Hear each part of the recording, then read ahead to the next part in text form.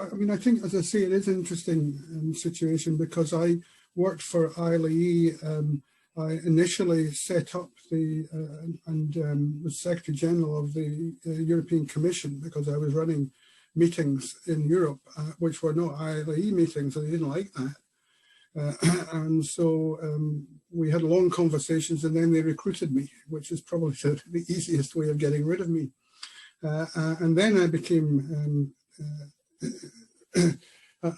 President European of the European Commission, and I worked there for 4 years, after which I became Vice President of IBE, and then 4 years I was Treasurer of IBE.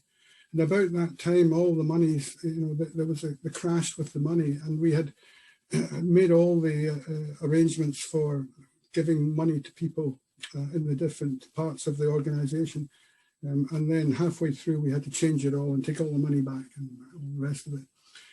And then I thought about, did I want to carry on with IBE? I was busy with my own research group and my work, and I realized that I really couldn't run IBE properly and run my clinics and all the other things I was doing in my research program. And so I quietly backed off. And then it's about 12 years ago. Gradually, as my career started to wane, as it of course would do as you get older, it struck me that I really wanted to give something back to people with epilepsy. Treating their epilepsy, being nice to them, talking to the families, that's my business. And I'm good at that, but that's not the same. So trying to give something back to people with epilepsy, I put my name forward to be President of IBE. To be honest, I didn't expect to be elected, and I was only elected by two votes. And then I thought, gosh, what have I done? It sounded like a good idea at the time, to be president, but I've got to do something with this. I've got to make a difference.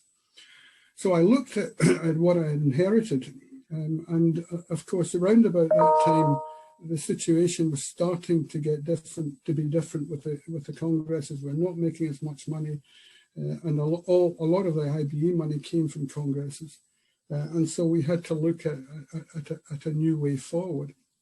And then, of course, we had the COVID, and so the whole area of the whole business had to change.